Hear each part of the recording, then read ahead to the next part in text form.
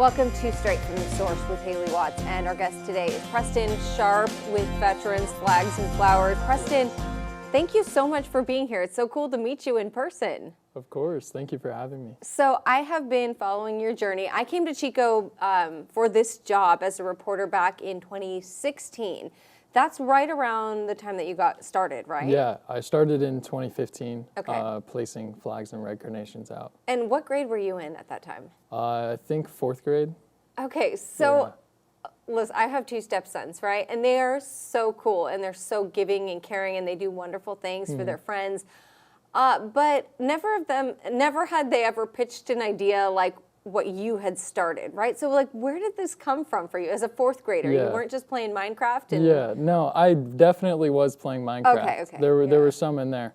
But I think the main thing was that I went to go out to a cemetery with my mom to honor my grandfather. And when I got to the cemetery, what made me so mad that there was no other veterans out there wasn't the fact that there wasn't a bunch of people having a whole event to place flags and red carnations out. It was the fact that no one was even thinking about our veterans or remembering them. Yeah. And when I thought about that, I was like, these veterans gave their lives for us. They risked their lives, and they're laid to rest at this cemetery, and no one is remembering them. Yeah.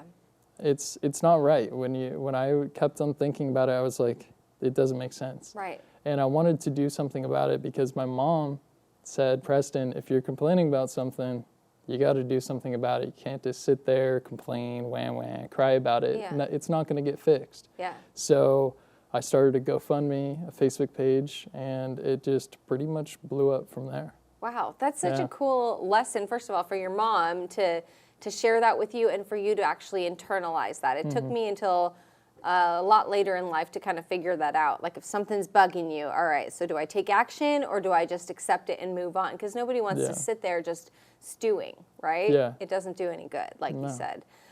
Okay, so first of all, let me ask you, this particular issue, I mean, it was pretty important to you. Do you have family members who were in the military?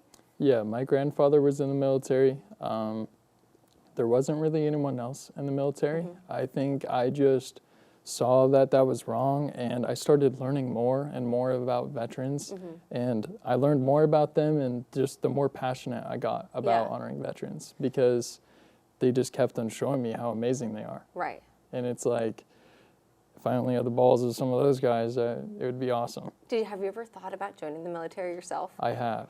Yeah, I don't know what branch. I was going to ask, yeah. like, I mean, it'd be pretty cool to be like a Marine or Navy SEAL. I mean, Army, all of them are incredible. Air Force. I mean, and hey, it's not too late, right? If you wanted to. Yeah, it's not too late. I have a couple of friends friends that are in there.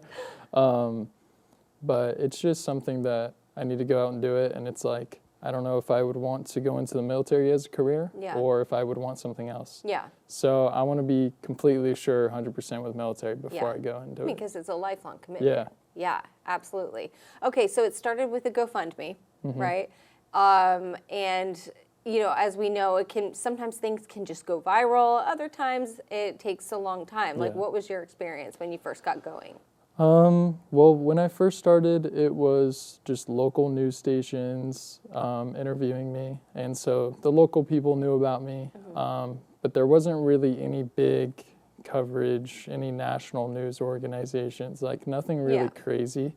And then On the Road with Steve Hartman just emailed me one day out of the blue, and that was my first national news interview. And that was awesome. That's he so came cool. down Oh to my Reading. gosh. It was awesome. I've never had like a big camera or like mic'd up on me before, so that was the first time. Okay, So you that have was to pretty tell me cool. more. So I don't know if you know this, but like Steve Hartman is, for all of us journalists, like when you go to school for broadcast journalism, they make you study Steve. I know they He's do, such a good storyteller, and I mean, he's iconic. What was he like in real life? What was his personality like? There is no other interviewer or Journalist, journalist. reporter, whatever there's you wanna call him. there's no journalist like him. Yeah. Like just the best questions. Just it was crazy. I've never been asked questions that made me just instantly spew out the right thing to say. Right. And he just worded them in such a right way it felt easy. Yeah. And he it was seemed like nice. a genuine person. Yeah. Yeah. And so the whole experience for you didn't feel nervous about it a little bit? No, not at all. Not once I met him. Yeah. It was super nice. And I wasn't even worried about the whole country could see it. Right. Yeah. Right. So what happened for you though that day when because there's a couple different parts to this, right? So there's the being interviewed and getting through that, and then it's the actual broadcast itself, right? And like I'm sure people were just texting you and calling you. Did you watch it with your family? I don't really like watching myself. No. I know what you mean. It's because, not like to seem cocky or whatever. I don't know if I can say that. But I've been interviewed a lot, and it's like I just don't like hearing my voice, and I don't like when people tell me about it. Yeah. I mean, yeah, it's awesome. I'm so glad that I was on the news and I was able to spread my message. But it's like I don't like being known as someone, I guess. Right. It's kind of weird. Like, do you feel like it's taken away from your mission?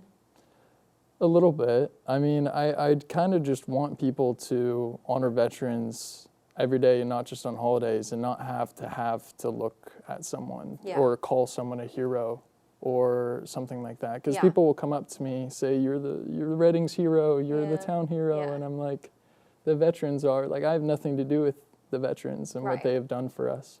Well, I would say something, just not as a journalist, but as a human. And I see where you're coming from for sure. But I think one way, like maybe to navigate that is kind of the idea. It's like it's not really about you, but the fact that you inspire them to be better. You know, I think people look at what you've done and they think, okay, so this is like my neighbor, right? This is a guy who, you know, maybe goes to school with my kid or like lives down the street or, you know, works with me, and he's making a difference in the world. What can I do? Yeah. You know, I think everybody, sometimes when we think about like changing the world or making a difference, it just seems like, well, I'm just one person. What can I do? But then they see you doing it, and it, you know, maybe pushes us all. Yeah. So. Yeah, it's like a domino effect, Yeah, if you will. I get that. Yeah. Yeah. So, okay, so like you were introduced to, you know, the community with your mission, and it started, was it in Igo at the Veterans Cemetery there? It was downtown Reading. Oh, okay. At the Reading Memorial Cemetery. Okay, and then like it, you know, each year was a little bit more, a little bit different, right? Is this something like, did you work with your parents or your friends, like, to kind of game plan? Yeah, so my mom and I, in the very beginning of honoring veterans, she was mainly organizing and calling people, because, I mean, I was 10, 11 years old. I didn't like to talk to people on the phone even. Right. And I was still nervous about talking in front of people, like groups of 10. And my mom just helped me just push through and just get it done, because then I wouldn't be nervous again. So the first time that I talked in front of 1,000 people, I was pooping bricks. And then the next time, like, I've talked in front of 4,000 or 5,000 like people in attendance. Yeah. And I think that was the most I've ever done. But it's just like not getting nervous and stumbling your words is so hard in front of that many people. Yeah. And my mom, she was just on me about practicing and studying and getting ready for things like that and preparing. And it helped me a lot in the very beginning. It's so funny. So I have to tell you something. Once in a while, we'll have classes come like on a field trip into the studio. I think I've been here on a... Okay, yeah. And it's so funny because people always say to me, like, how do you, you know, you're on TV every night. How do you not get nervous? And it's like you said, practice and muscle memory of just, hey, I'm here with Alan and Howie, and we're just doing our thing. Yeah. It's the three of us. I don't care if they are only first graders. If there's like 20 people sitting here and you can feel eyeballs on you, it's so different. And I get butterflies from that even after doing this for like 15 years now. So I have never spoken in front of 1,000 people. Yeah. In, like you said, like your mom kind of just taught you practice. Why do you feel though that like that's, I guess, important? Like to show up, like you have a mission, you're putting the flags and the flowers, but like in these scenarios where there are these big groups, like for something that makes you feel nervous, what motivates you to push through it? Well, I mean, I think about it, what motivated them to push through it, right? It was all of America. They have all of it on their backs. Yeah. And they just kept on going. They didn't care if it was rain, cold, snowing. They just kept on working. They kept on fighting for our country. And I just thought about that. And I'm like, well, if they do that over there, overseas, in gunfights, I can do it over here. There's nobody trying to kill me. I'm fine. Yeah. And I'm perfectly capable of walking in the snow and placing flags and flowers. Yeah. So it's like I've done it before, and I don't think it's when you let things like weather and uncontrollables control you, I think that's when you start to, I don't know, lose concept of life. Yeah. Yeah. You just come in like a victim of your life. Yeah. Yeah. So let me ask you this. So you're 20, and there have been so many different, of course, generations and with a relationship or attitude toward the military, right? And I think maybe the worst of the worst was after Vietnam when we would hear horror stories about veterans coming home and, the country acting as if we weren't happy for what they did, blaming them or something. I believe, especially in my age group, that the attitude is different and there's like a general overarching respect for anybody who served our country. Do you think that that's the same in your age group? What do you feel like the outlook is toward the military? Yeah, I think everyone loves the military. I think the problem is with people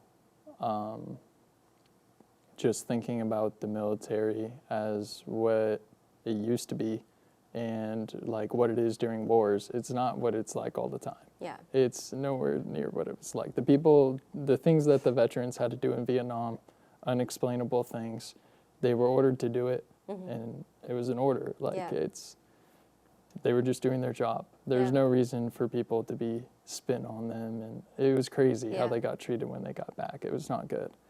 But I think the main generation, mine now, is loving veterans, and I've never seen more people thank me for honoring veterans than I have recently. Interesting. Yeah. Young people used to not thank me as much, but maybe, I don't know if it's I'm getting older and they can see me as a more respectable figure. Yeah. But it's pretty cool to see young people actually understand what I'm doing and honoring veterans, because our schools didn't teach us that. Right. I never got taught anything in school, and I learned it all from traveling the country. That's interesting. Like in school, we learn about history, right? We learn about service members. We learn about, their roles, and we learn about different wars, but you don't really learn like morals and ethics in the classroom, right? You think that's something that just life has to teach you? Yeah, I mean, life teaches you a lot, just living it and just exploring and learning new things. Yeah. But I feel like if you're going to school to learn stuff, you should be learning the general basics of being a human. And I just didn't get taught that at school. Yeah. I don't know. I feel like there should be more guidance in school than just paperwork and random sloppy work that they're just having you do that doesn't just teach you anything. To fill time. Yeah. Interesting. Yeah. So going back to your experiences over the last decade or so of this, like you said, it started in Reading, it started to grow outward, and your mom was kind of your co-planner, right? In terms of okay, what's next? What do we do?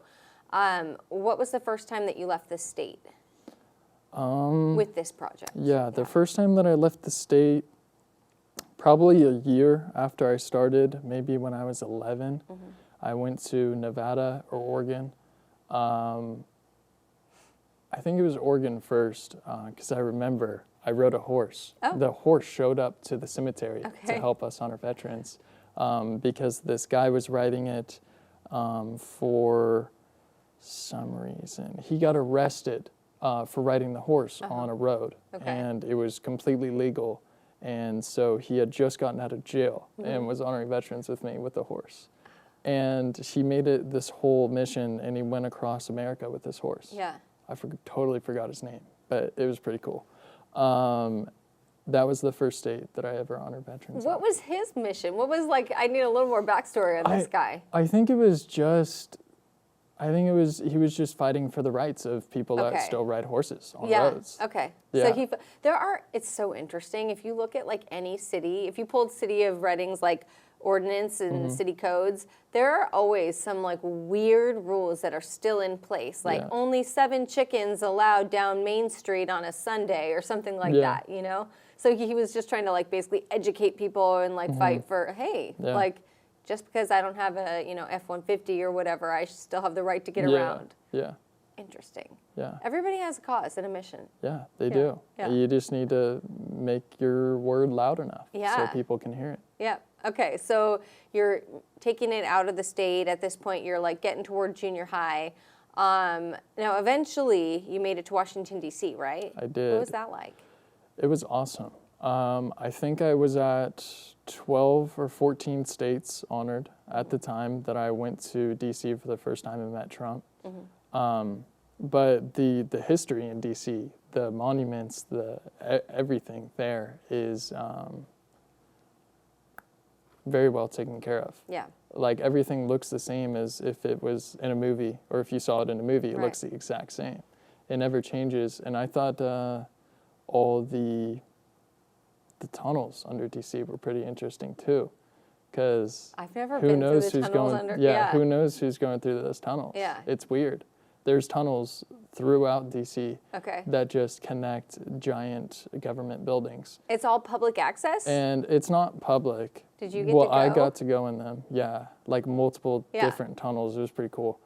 But it's so weird because they go everywhere. Yeah. So it's like, I don't know. There's so much kind of like weird. interesting history, right? So there's like the stuff that they put in the history books at school that we learn, and then there are the things that you just hear about, and like maybe you read about them, like some random author.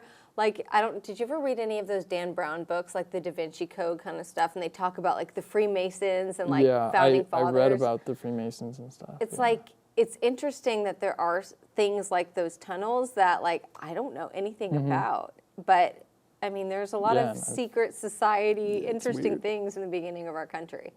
Yeah. And it was mainly because when they started in DC, there was so much traffic. Okay.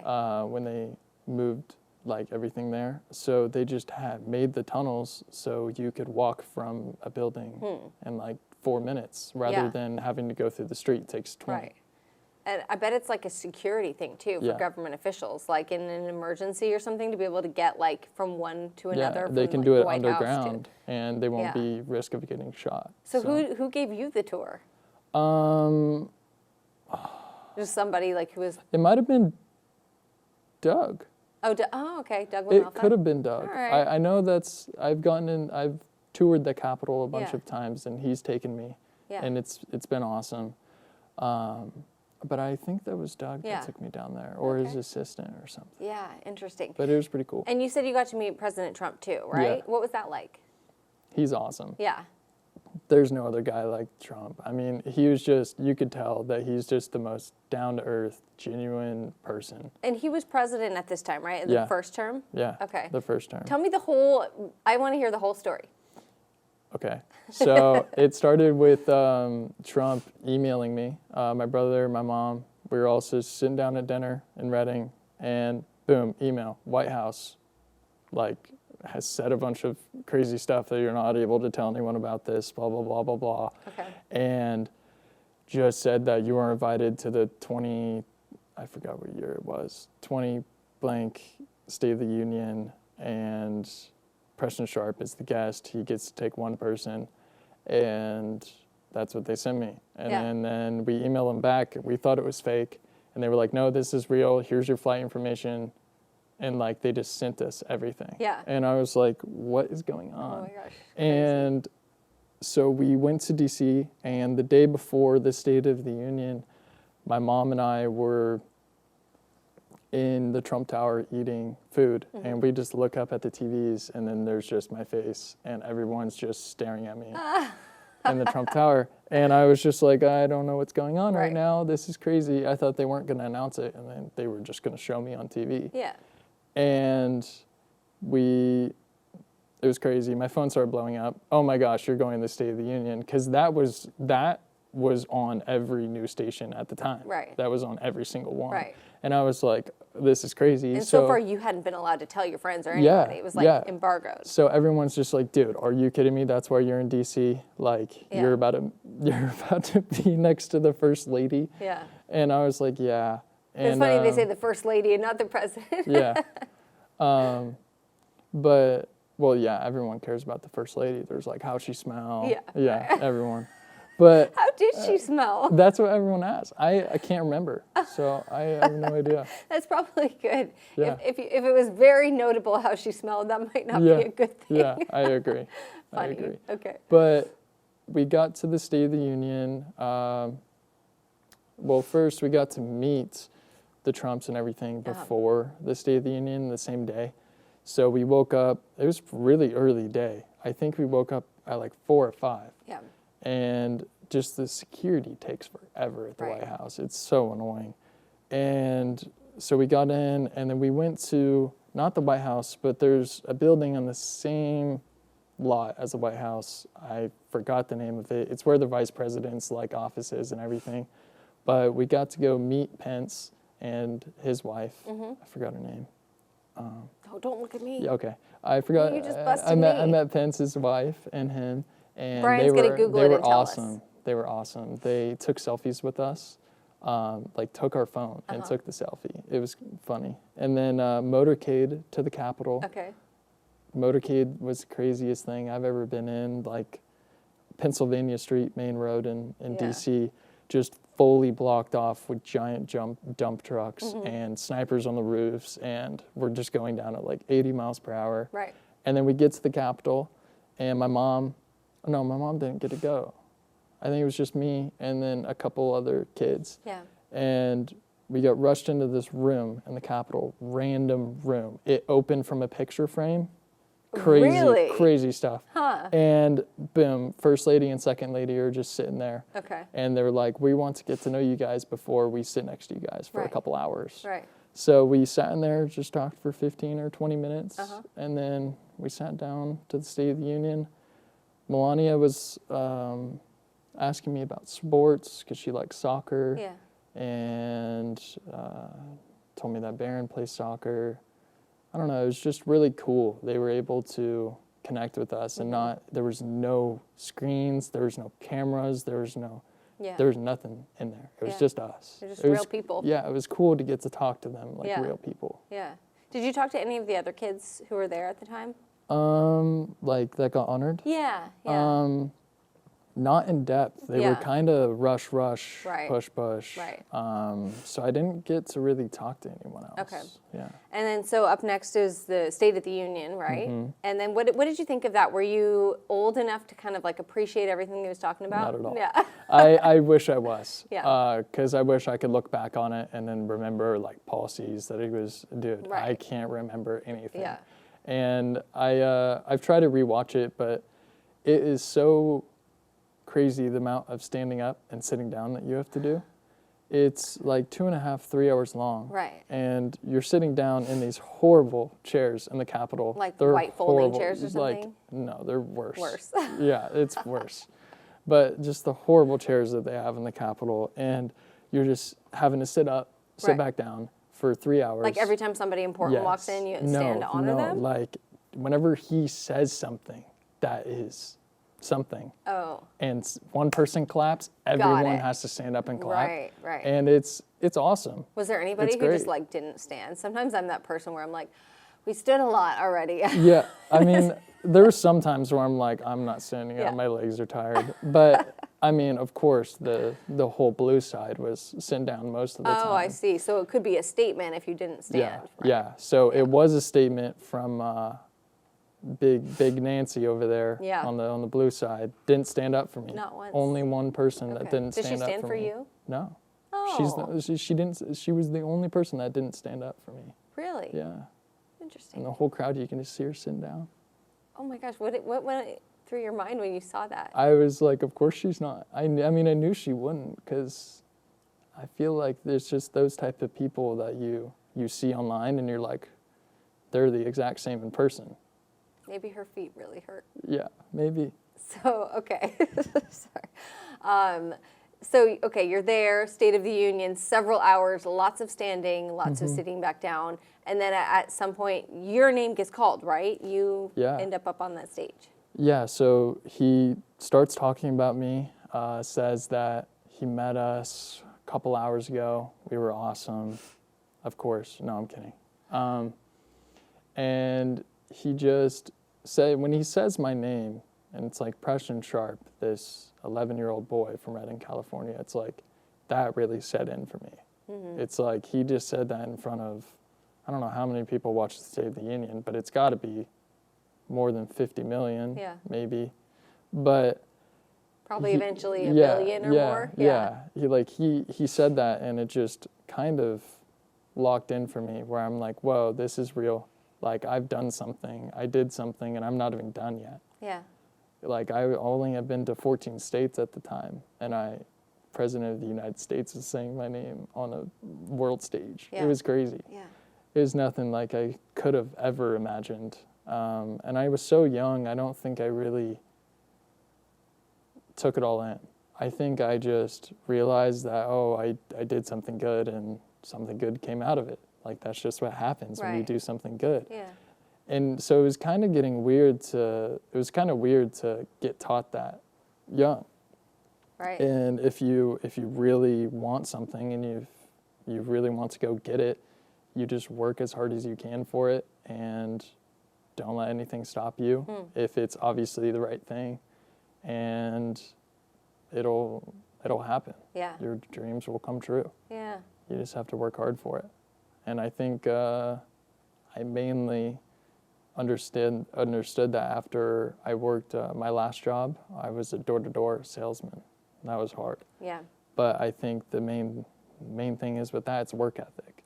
So with everything, it's just work ethic. Yeah. If you work hard, if you go out, try and do something every single day and work your butt off for it, you're going to get it. Well, and I think you touched on something really important too, right? Because there are a lot of people out there who say, like, they don't want to do the hard things, right? Because it sounds like hard, and nobody's a martyr, right? We don't want to feel bad. We want to feel good. Yeah. But I think kind of like what I heard you say is that hard work, like, there is, the light at the end of the tunnel. There is the reward. And it's like maybe that reward feels a lot better than just, the instant reward of doing the easy job and kicking back. Yeah. It's like the long-term reward is so worth all the work. And it almost makes the work more fun because of it. Yeah. And when you see rich people and you see them online, you're like, oh, I want this car, I want this, I want that. It's so easy to say you want it, but it's not easy to go out and do what you have to do to be able to get that. Right. So I think it's the main thing with people in my generation is having that problem of not going out and achieving something that you can put your hands on. It's going out and scrolling on TikTok the whole freaking day. Yeah. So and just it's like the envy and like, And it's like you're not going to get that nice car or nice house from working at McDonald's or anything. Right. It's like you have to do something. You have to make something of yourself, and you have to work as hard as you can to do it, and then you'll get everything you've dreamed of in life. So, okay, so you basically established a nonprofit, right? But you're not like getting paid for it. So what was your first job? Door-to-door sales. What were you selling? Pest control. Oh, okay. Yeah. How'd you get into that? So my brother has been in it for 4 or 5 years now, and it's a weird job. But anyways, I was 17, I was still in high school, and I think I was a junior, and I moved to Chicago, Illinois with my brother, and we went and sold pest control there for 4 months. Okay. Girlfriend cheated on me while I was over there. It was horrible. It was the worst time of my life. But while I was working, it really, really made me realize that work ethic is really important. Yeah. And if I wasn't working, and if I wasn't knocking on a door, I wasn't going to make any money. Yeah. So there's no point of, stopping for a couple minutes because I'm pissed off at this guy that just called the cops on me or something. Right. And you just have to work through the hard things. Yeah. And door-to-door sales, when people are shutting you out for 10 hours straight and it's 6 p.m. and there's that one person that just got home, maybe they need the pest control. Right, You have to right. go up and ask them, even if you've been getting yelled at all day. Right. And you have no sense of humanism, because people just dehumanize you when you're knocking on their door. It's really bad. Yeah. It's not good. Yeah. So it's an interesting job, first job for sure, but it really taught me how cruel people are, but also how to just handle things, Right. how to handle rejection, and if people tell you what you don't want to hear, then you kind of just have to accept it. Right. So, this is interesting.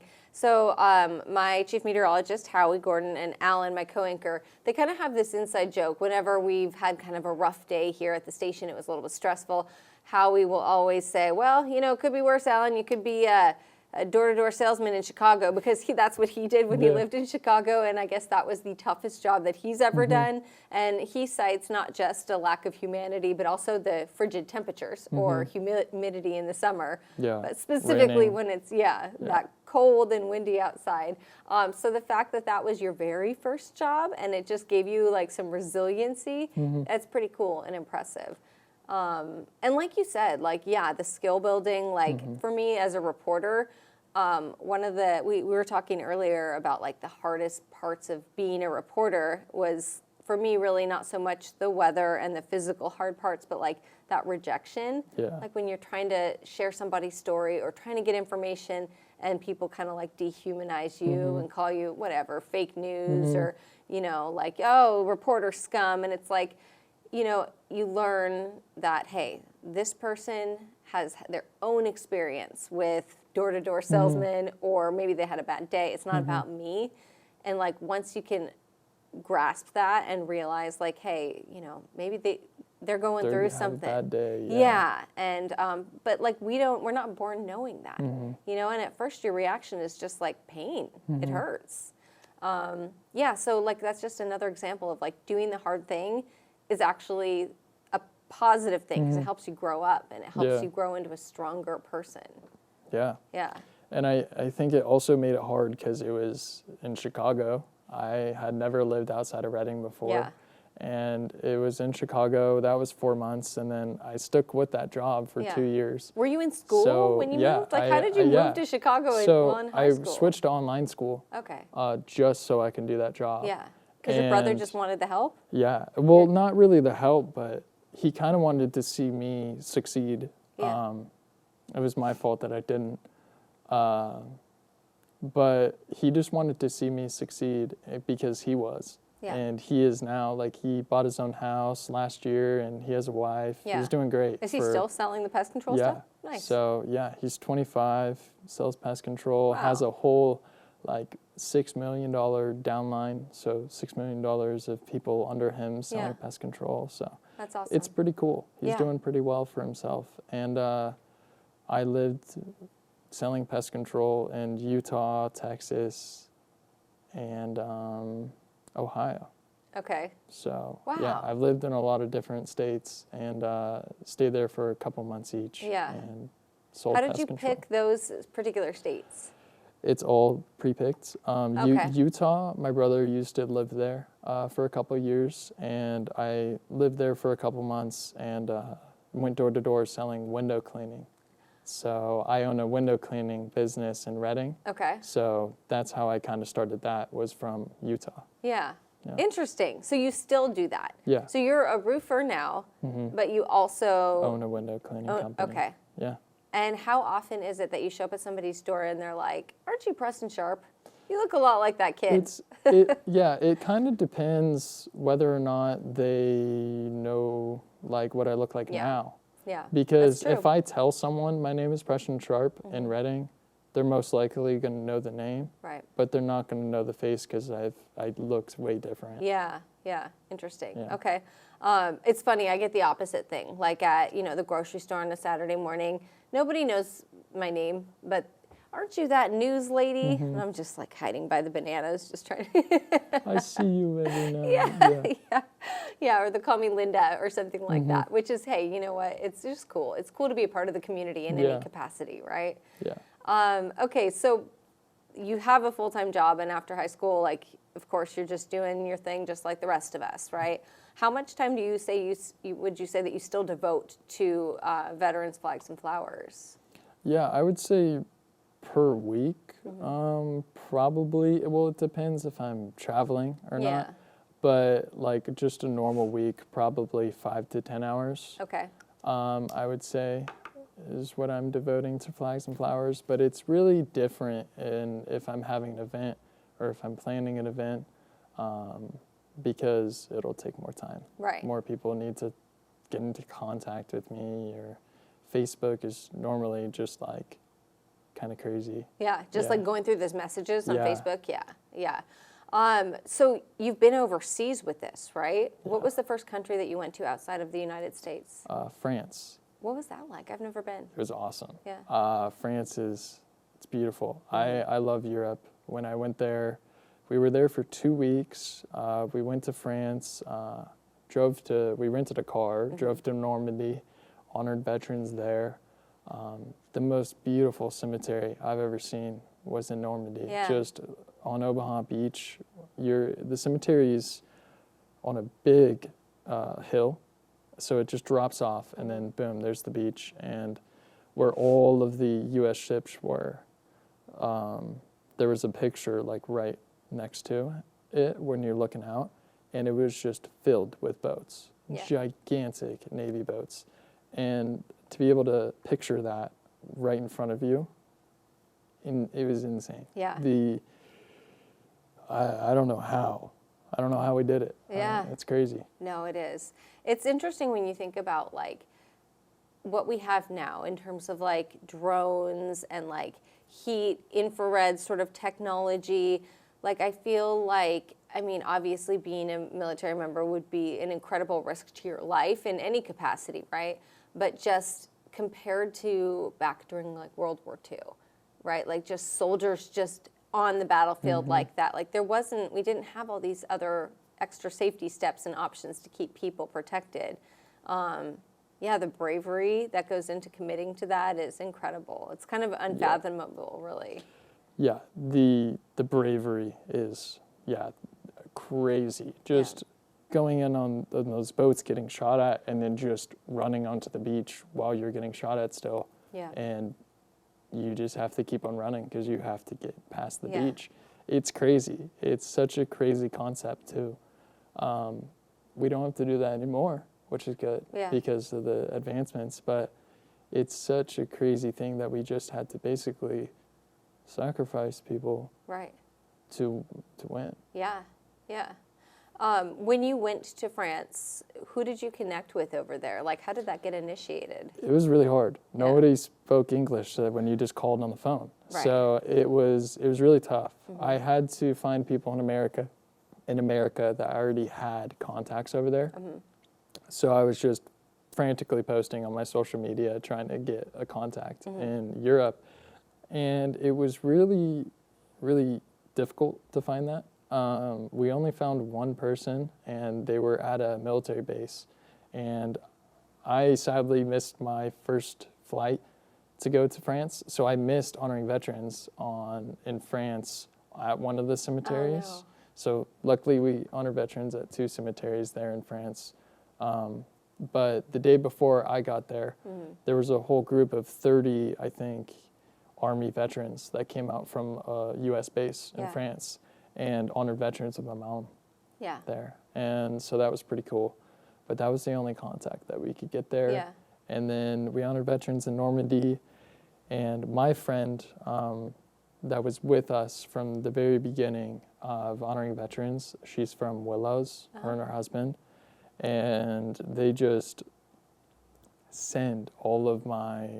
used to send all of my t-shirts and like car stickers that I have on my website out to people like all across the country. And they have a uncle that's laid to rest in, what's it called? Netherlands. Okay. And so we drove that rental car through Belgium to the Netherlands and FaceTimed them at the gravesite of their uncle. And we didn't tell them we were going to do this at all. So I just FaceTimed them with their uncle on the gravesite. And it was like 2 or 3 a.m. here, so I wasn't expecting them to answer. And they did. And I was able to just show them the gravesite and tell them that we just met families there that told us that every veteran at that U.S. cemetery, there was probably 1,000 or 2,000 U.S. veterans there, that every single one is assigned to a family in the Netherlands or like around that cemetery. Yeah. And they come out like almost every day just to like make sure the gravesite's good and in good shape and if the flowers are dead. Yeah. And they get assigned this veteran. They basically take it on as their own family member. Wow. And it's pretty cool. That's really interesting. I've never heard of anybody doing that here in our country. Have you? No, that's what I'm saying. I've never heard about it. They They have always- more respect and they're more thankful for our U.S. veterans than we are sometimes.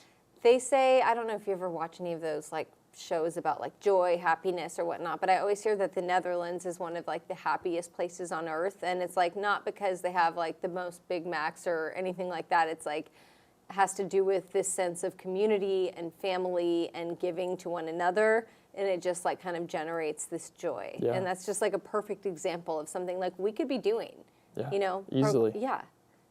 And it's like, it's an extra thing on the list of things to do, you know. But and it takes 10 or 15 minutes. It takes 10 or 15 minutes, and you're sharing that with maybe your children, you're sharing that with your community, and you're, you know, bringing that like into your heart, like the fact that you get to do that for somebody else.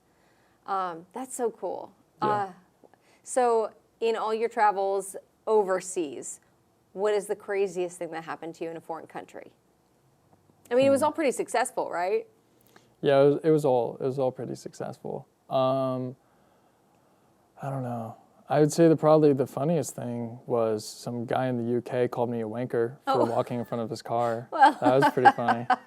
Can't do that. No. But no, that was pretty funny. Yeah. The London was my favorite city. Okay. It still is up there on my favorite city that I've ever been to. That and Chicago. But it was just crazy. The Chinatown in London is awesome. Yeah. There is nothing like it. Good food, good just people. Good food, amazing community. The vibes were awesome. And I feel like when you're at somewhere that kind of makes people happy, I guess, and you're also happy, it really is easy to just enjoy every single moment because there's never a dull one and there's never a time where you're like down or sad. Yeah. So what's next? It's a good question. Well, I have a event in February at Wind River for honoring veterans and raising money for that. It's a big, gonna have a bunch of raffle prizes and donations. That's the next big thing that I have on my schedule. Okay. But I don't have anything like going overseas or anything like that. Yeah. It's really hard to not only find somewhere to go to honor veterans, but with the funding, with placing the flags and flowers, each gravesite is probably around like $2 to $3. So if I'm going to a cemetery that's 5,000 veterans, and then I also have to travel there, and then I also have to get people there to honor the veterans. Yeah. It takes a little bit. Right. And I think it's really cool. The new thing that my mom and I have been trying to do is send flags and flowers out to veterans' gravesites or cemeteries that people are asking. So all they have to do is ask me for flags and flowers, and I'll send them flags and flowers, and then they can go honor their own veterans. Yeah. And I think we're at like 35 states that we send flags and flowers to. So we're almost all 50, placing flags and red carnations out on Veterans Day and Memorial Day. Is there a specific reason for like the red carnation? There's no specific reason. I just wanted something more than a flag. A flag is good, but I wanted it to symbolize more. And I think the flower is a good representation of, I place the flag and it means, unity, loyalty, respect, all that. And it symbolizes our country. But when I place the flower, it's more of a thank you for your service to that specific veteran. And I'm placing the flower. Yeah. And it's kind of my thing is when I say with it, is you're saying that veteran's name out loud. So it's thank you for your service, and they're not going to be forgotten, because a veteran's name not said out loud is that veteran forgotten. So just make sure that it's an extra symbol that they're getting remembered, that they're not forgotten, and they have, successfully helped us. Yeah. Yeah. Yeah. All right. And if people wanted to pitch in, I mean, you're not still doing it via like a GoFundMe, or how does that all work? I think, GoFundMe still they is find you on Facebook or something? Yeah, so Facebook, social media should just be Preston Sharp, and you should be able to find me. Okay. And I post on there pretty regularly on what I'm doing or any events that are coming up. So. Okay. Yeah. Preston Sharp, thank you so much. It was so cool getting to know you. Thank you for being here today. Of course. Thank you. Thanks for listening today. I decided to offer this podcast after enough of you let me know that you wanted a deeper dive into certain stories than you get on our TV broadcasts. We elect certain people to represent our voice, but who are they really? My hope is that this podcast answers that question. I love your feedback, and I want to know who you'd like to hear from next. Just fill out that comment section and leave us a review on Apple Podcasts, YouTube, or Spotify.